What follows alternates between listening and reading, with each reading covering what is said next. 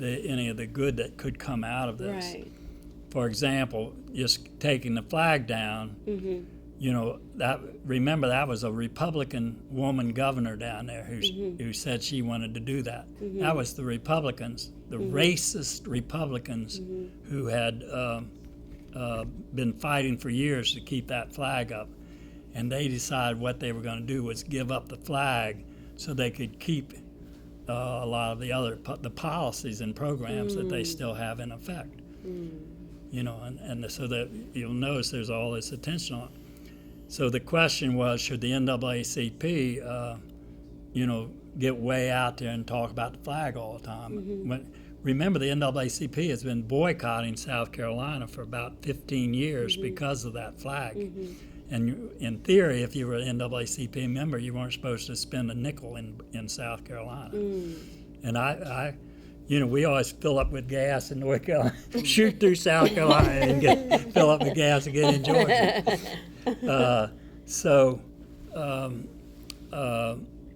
One thing that we decided was, number one, these were political and theological, you know, assassinations.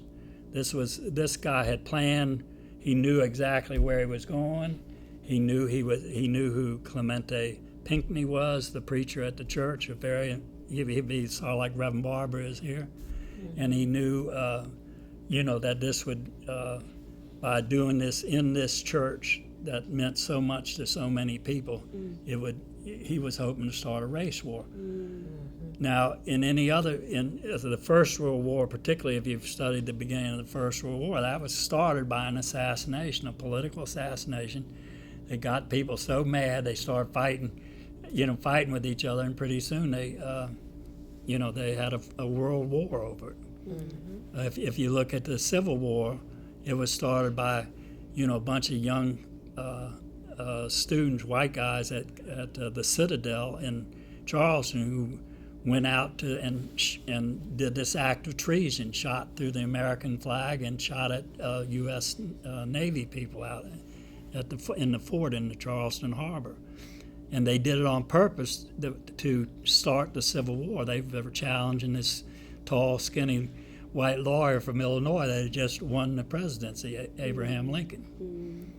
And in some ways, this guy is challenging the tall, skinny lawyer from Illinois who happens to be black, Barack Obama. And he's challenging him, let's see what you're made of. You know, that's what's really going on there. And so that's an assassination. That's an attempt to, generate a war. And what happened, of course, was the people of Emmanuel, both the families of the 9 martyrs and the members in general, handled that with great grace. As Obama pointed out in his speech. Did you all see Obama when he made the speech? It was good. What do you think of his singing? I didn't go, but I had a good friend of mine went and took a bunch of kids down with her. And she said the minute, you remember how he paused for a minute before he started singing? And why do you think he paused? Should I do this or should I not? Well, that's one, but there was I think that was one. But I think he'd already promised Michelle he was going to do it. He was going to do it to his wife. Why do you think he paused? I think he was trying to pick out the note to start with. He was going, you know how you do that sometimes? You got to sing without any accompaniment. And he said, if I start too low or too high, Michelle's going to give me a lot of stuff when I get home tonight.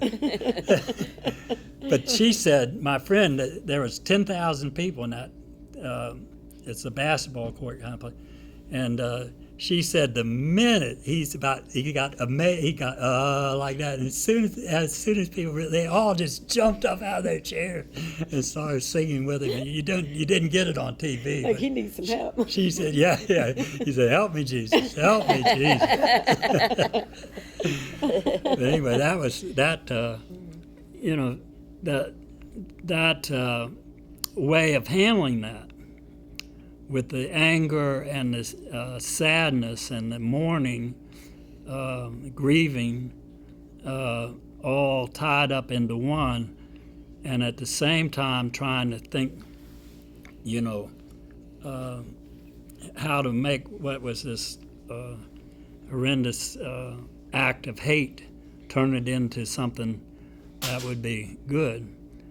And that's what preachers.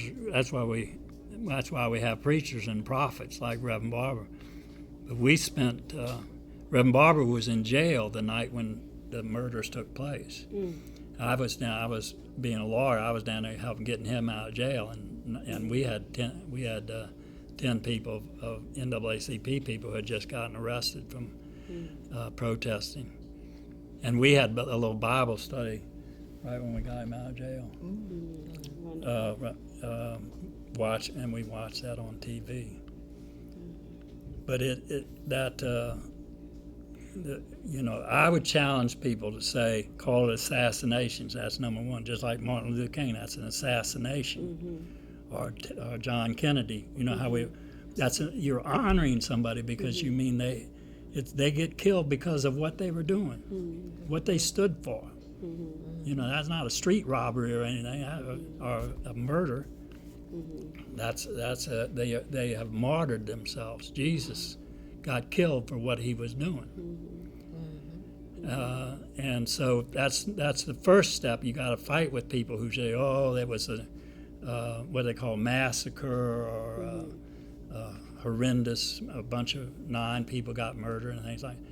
You should challenge that and say, no, those people were active freedom fighters. Reading the Bible, doing Bible study is part of being a freedom fighter.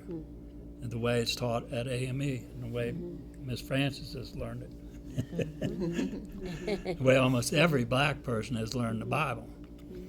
I see white people don't think that way. Most of them don't have any sense at all about what the liberation aspects of the Bible.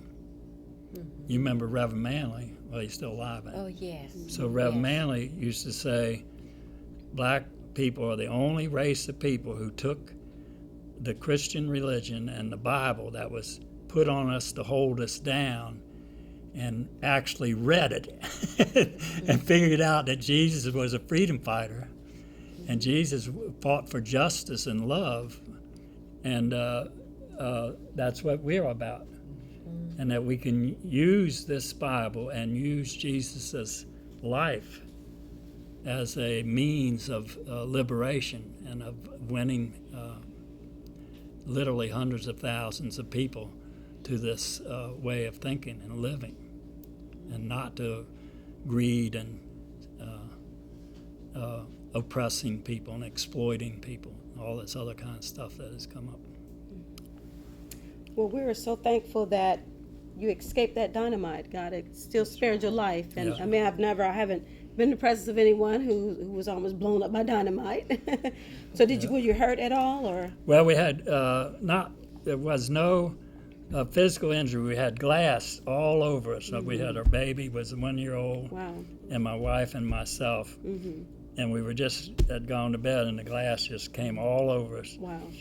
And we were able to very gently take the sheets off. It was in August. I mean, no, it was in December, but we didn't have hardly any covers on. We put them off, and then we walked out and got some glass on our feet walking out and stuff. Wow. But, Wow. We're glad that we're so thankful to the Lord that you're still alive and still too. kicking and fighting. Me too. And you're fighting for righteousness' sake. And so we thank you so much for every encouraging word that you have given our youth today. I'm hoping that you would take these words that Mr. Al McShurley has given to you, and our retired Rosa Goo, and also retired Ms. Jewel Francis, that you can take these wonderful nuggets back to your communities as well. And also he had mentioned that we hope that some of you will desire to be a lawyer as well, to fight for what's right, to fight for your community, fight for your friends. You don't have to be a lawyer to do that. You don't have to be a lawyer to do that. That's right, you don't. But hoping that, that today can encourage you and the viewers as well. So we have come to an end. We want to thank you so very much for viewing with us today, taking out the time. If you would love to be on our show, we would love to have you, you and your youth group. You can contact us at our website, and it's under www.anitawilsonministries.com. Again, that's www.anitawilsonministries.com. Well, it's still under construction. But you can also write into us if you'd like to do that as well. And it's P.O. Box 2055. That's Chapel Hill, North Carolina, 27515. That is P.O. Box 2055, Chapel Hill, North Carolina, 27515. And if you're interested in asking Mr. McShirley some questions or interested in contacting him, would you like to give your contact information? What would you like to do, Mr. McShirley? You can get me through, Anita. You can. He's a busy man, so. Busy man. But if you need to reach Mr. McShirley, ask him any questions. He is a very powerful lawyer. You can look him up. He's defended so many cases. I had a list. That's why you saw me flipping through my papers. Had a list of many cases he's fought and he has won.